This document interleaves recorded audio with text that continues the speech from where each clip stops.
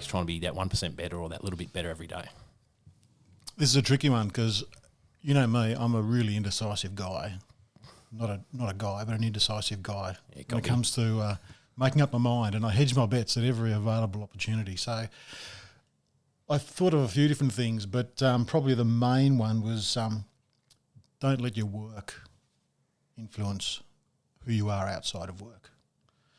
And I think that we're probably all guilty of it to some extent, but I've found myself pretty guilty of it for the last few years, where what I was going through at work, what I was feeling at work, you'd bring it home, you know. And if you were down at work, if you were feeling shit about work, then you'd come home and you were probably not your best self when you're with your family. So that was probably the thing that really sort of jumped out for me. And you know my situation at the moment. So the story, I suppose, goes that I've been up there at the same cement works working with Guy for 18 years. This last stint, had a couple of years there prior to that, and then started my apprenticeship there many moons ago. So 25 years in total up there, and love the place. A lot of history, a lot of family history in the area, and pretty proud of that. But some things that sort of changed and probably not changed for the better in some ways. Probably felt that things could have been different, could have been better for not just me, but for all of us. I was pretty down. Yep. The last couple of years in particular, probably, and was lucky enough, I suppose, that the guys from Rural Alive and Well were up there at work. Yep. And shout out to one of the guys that sort of created the opportunity, I suppose you'd say, for a group of us just to sit down for an initial chat with the fella up there, John. And he asked a few good questions, and they used the word resonate, and I've probably never really used that word, but it resonated for sure. And he and I had another couple of meetings after that, and talked through some of the feelings that I was having, some of the dramas that were sort of going on, and it probably allowed me, I suppose, to get a bit more of an understanding of perhaps where I was at that time and where why I was there, and to give me a few tips, I suppose, to perhaps help. Yep. So he sent me a link for a burnout assessment tool, and it had nothing to do with wasting the back tyres on your car. Not the good burnout. or front tyres, if that's what you drive. But and that burnout assessment tool was pretty interesting to sort of ask some of the questions about, are you feeling like this? Are you doing this? And I ticked plenty of the boxes pretty much. And he was good enough to actually give me a few tips, and they were pretty simple things really. One of them was just a really, really straightforward one, like if you feel like you're not knocking off work, you're taking stuff home, maybe when you get home, just take your work clothes off. It becomes a very symbolic sort of thing then, that you finish work for the day, you're not your work self anymore, you're your dad, or you're the husband or whoever it might be, wearing a different set of clothes, and you don't feel like you're still at work, and you're not smelling like you're at work and all that sort of stuff. So that was probably one of the first things that I did, and I wouldn't say I did it every night, and I wouldn't say that it was 100% successful, but I'll tell you what, it bloody helped. Yep. It really was quite good at just giving me the sense that, work was over, switch off, change gears, different lane. And and I think that was probably one of them that definitely probably helped me.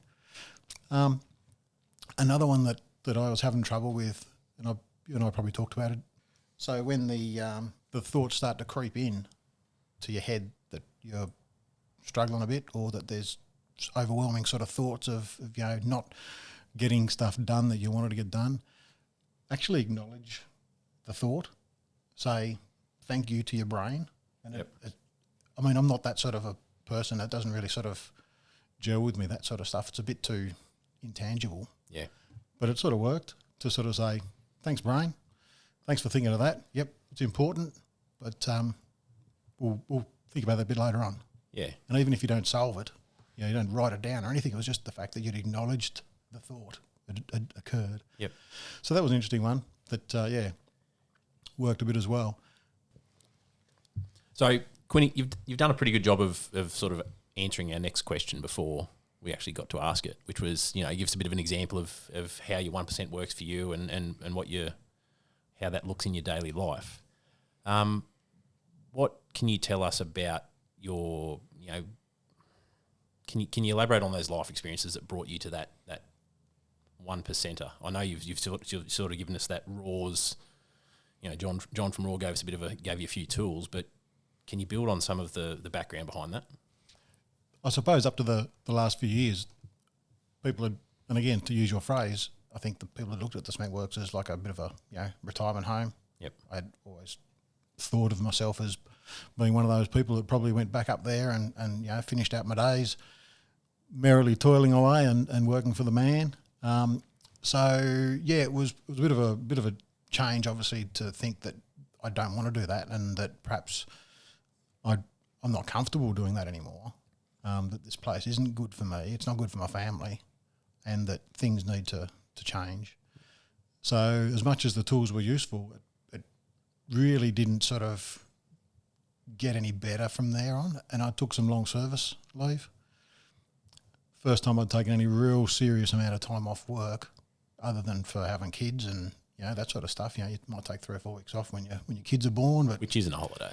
Which is not a holiday. To be fair to everyone involved, that's not a holiday, and God love kids and the family and all that sort of stuff, but it's not a holiday. So to then take 5 weeks off over summer with a few things that have been ticking in the mind and the back of my mind that this isn't really where I want to be and not where I want to be in 5 years' time or 2 years' time. The Merv come around for a barbecue. Yep. A few beers. And we had a few. 1 or 2. And I said, that's it, I'm going, which was a bit of a light bulb. Yeah, that was big news. Yeah. But you've obviously spent like a lot of time thinking about that and got quite comfortable. And it's good to see you. Like, I know, knowing your history, you've had those little flashes in the past where you're like, oh, maybe I'll do my own thing. And sort of now you've sort of now taken that leap to do that, which has been pretty cool to see. And it's probably the next part. So where are you going now? Where are you going now, and how are you going to, knowing what you know of where you've come from, how are you going to continue to implement your own advice, your 1%er into your next direction of life, I guess? Yeah, so the new plan is for a consulting type business, doing hopefully the things that I enjoy doing and the things that I think I'm good at, which, all sounds great. Not to say it's going to work, but as Guy said, I've been thinking about it for 25 years, more probably, that I've got the personality, hopefully, the skills to be able to do that sort of thing. So, now's the time to do it. I turned 50 last year. If I don't do it now, when am I going to do it? If I leave it too much longer, I'll be too old, too tired, even more grumpy, whatever. But I suppose more importantly, if it didn't work out, to try and get back into the workforce at age 55 or 60, it'd be really, really tough potentially. So, give it a go. Working from home is probably something that I've been doing, obviously, since I sort of, officially ran out of leave. And that's been good for the family, that I can take the kids to school, I can pick them up. If we want to go down the street, to do get groceries or whatever, you can do that sort of stuff. So that's really been good. The flexibility in the hours is also good. The big unknown really is about trying to make it a profitable thing in the longer term. So that's the next challenge, to make sure that there's business coming in, there's work coming in, and we can sustain the family. Yeah. And back to you now working from home, so that's obviously a big challenge for a lot of people for the last couple of years now, is that they have had to do more work from home. Your sort of big gripe was you couldn't leave work and then go home and still carry it, but now you're working from home in your own home.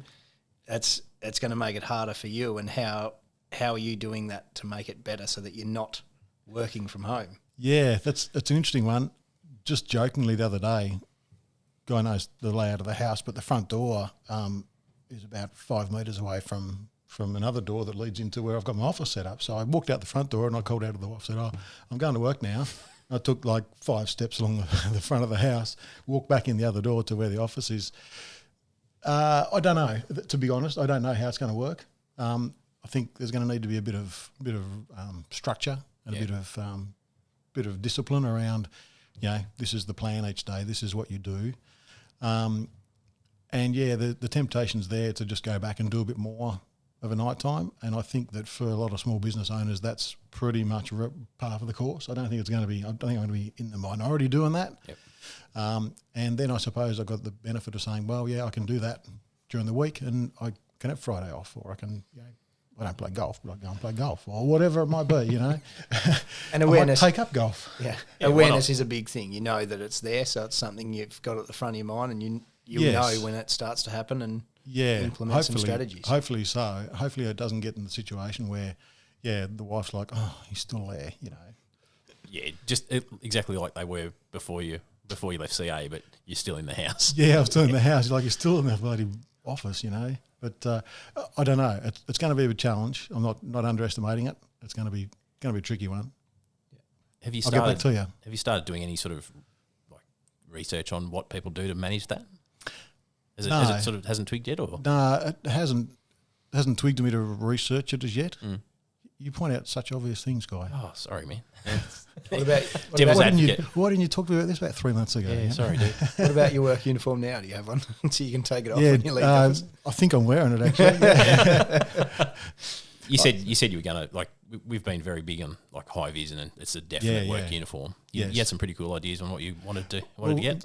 The trade mutt stuff is obviously something that has been mentioned, and some of the guys that we've seen at work have turned up with it, and it works. It starts the conversation. Yep. So we've been looking at that, thinking that would be cool. The only negative about that for me at the moment is they don't do like a Sparky arc rated clothing. So I might be confined to standard high vis Sparky wear if I'm actually on the tools type sort of stuff. But for day to day, they got some nice casual T-shirts and then normal high vis stuff. So I'm looking at that for sure. Yeah. And I think that it goes in ties in a bit with the name of the business and part of the philosophy, I suppose, between the Q2 is the name of the business. It's Quinny 2.0. I've done my work for the man for all those years. So now it's the second stage, second coming of. Yeah. What are some of the, I know, sorry to jump in there, but running sort of multiple sort of pseudo business type things myself. Side hustle type things. Like what's been some of the biggest, challenges maybe that you've seen or you've had going from being that person that has worked for the man for however many years to now deciding, you know what, fuck it, I'm going to go out on my own. And I'm gonna do this thing myself. Like, what has been what's probably some of the best advice that you would give to others that maybe you wished you received yourself? I think the thing that I've probably underestimated the most so far has been insurance. That's probably to be really boring and not very mental healthy, but it's been insurances that they want to know everything about your business and how experienced you are and all those sorts of things. For you to be able to even get on the radar for them, and then they still might say, sorry, we don't want to insure your business. So, that's been the biggest and slowest thing so far. I've been talking to insurances, different brokers for a month now, and still haven't got that resolved. So that's probably been one thing, and I think that in hindsight, they're the sorts of things that if I had have made the decision differently, I definitely probably would have started the ball rolling earlier, rather than sort of leaving it until after I'd handed my notice in and had half of my long service leave. Yep. So how did you find looking at taking that step? How did you find how easy it was to find the information that you needed, like what you needed to have? Like me looking from the outside, looking out, where do you look? Where do you find a checklist to say I need this and this and this and this and this?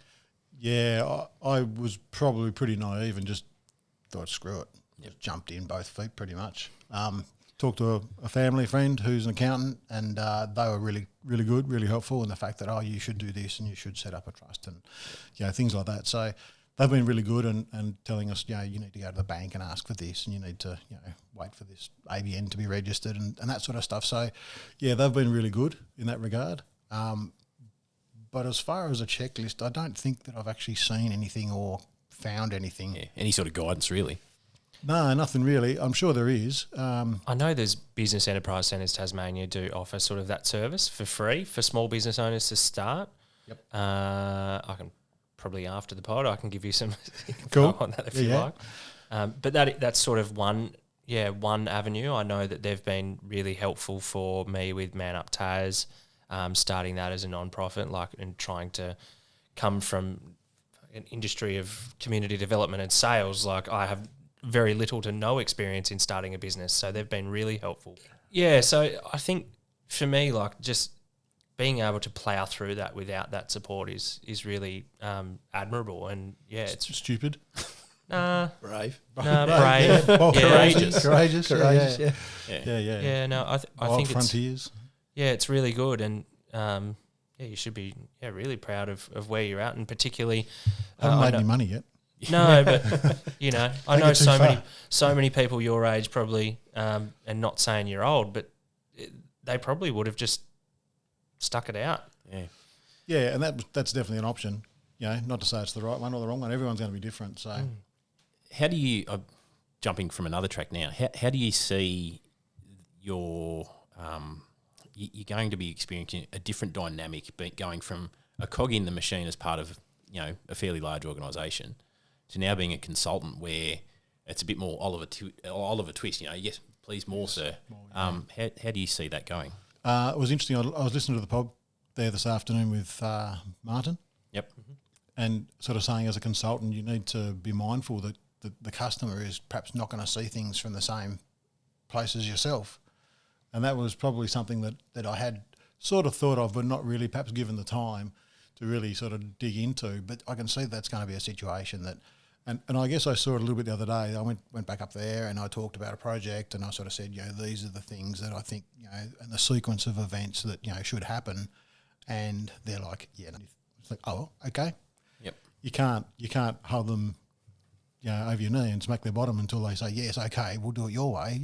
It's now I'm the one that says, cool, I'll just do what you want me to do. Yep. So that's going to be a bit difficult. We've probably done that a bit, I suppose, over the years at work, where we've been quite firm and this is the correct way to do things, and we've obviously had experience and other people that you could perhaps call in to support your argument to get that point across. But now it's me against them. So need to be a little bit different, a bit of a different gently type approach, perhaps. Yeah. Yeah, I think we need to get some advice from you about your younger self. You've worked with a man, you've done the whole thing, but you say you had this in the back of your mind for a long, long time. Do you regret not acting on it earlier, or what is that advice for your younger self? Because there's people that have just started in this rut that you were in. I don't know. Young looking bloke, probably 10 years ago, but there's people that are just starting to get themselves into that rut. What should they do now, maybe, or what do you think you should have done then? And I'm just going to jump on top of Reece here too. You've done a fair bit in your 50 years too. So I suppose, yeah. I mean, if I think back, I started. I was born at a young age, as they say. Grew up in a small town. Moved to the big smoke of Devonport. Yep. Spent some time in Western Australia, did the fly in, fly out. And again, there was a bit of conversation about the fly in, fly out and the cultures that existed on some of those sites were pretty amazing. Mental health just wasn't a conversation. It was about, how pissed could you get? Yep. How many beers does he drink? And, that guy's got a weekly or a fortnightly drink tab of, $900. What a legend, So that was pretty much it then.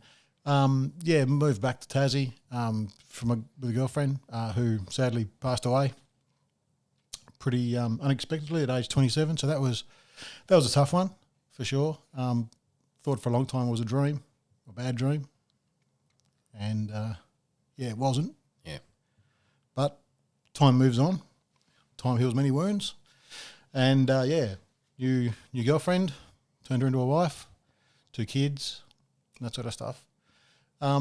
So yeah, I suppose that's the bit of the backstory. So I suppose the things that I would probably tell to a 21, 22-year-old Quinny who was working on a mine in Western Australia, probably save some money, dickhead. I had a great time, isn't it? Had a great Save more time. money. Yeah, had a great time over there, and I actually came back from Western Australia with less money than what I left to go to Western Australia with. Fast cars and nice food and scuba diving and jet setting here and there and all that sort of stuff. So yeah, that was probably one thing that I would probably do differently. That try and put some money aside. Plan for the future. Plan for the future a bit. Yeah. So that's probably my biggest bit of advice, I suppose. Yep. Yeah. And maybe for Quinny 10 years ago? I don't know. I think the other big thing throughout my life, the other big constant has been music. So music is the thing that I suppose keeps you going, or keeps me going.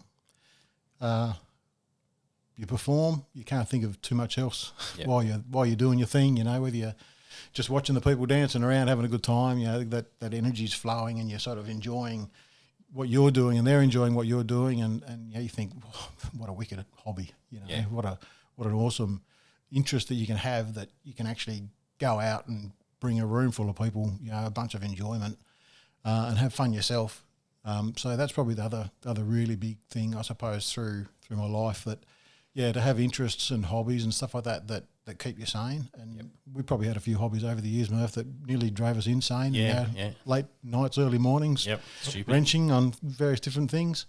And so I think those things are definitely important as well for that 10-year-old or 10 years younger Quinny to make sure you keep those hobbies, keep those interests.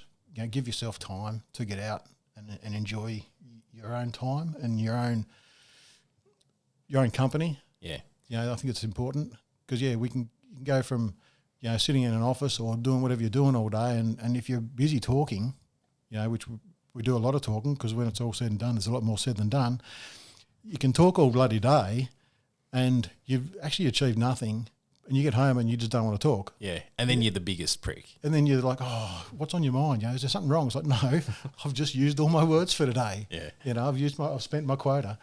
So, I think that having that quiet time to go to the shed, go to band practice, whatever it might be, I think that's really important. Yeah. And that speaks to one of the things that Sam said a couple of weeks ago around, he's got his motorcycle. When you're doing that, that is just what you're doing. You haven't got anything else playing on your mind. You're just there in the moment, doing your thing.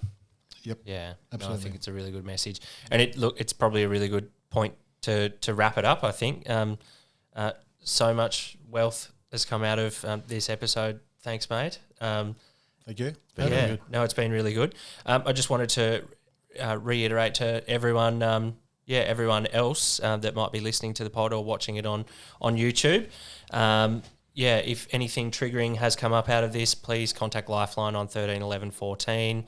Other than that, please like and subscribe, and we hope to have you around. Cheers. Thanks, everyone. Cheers.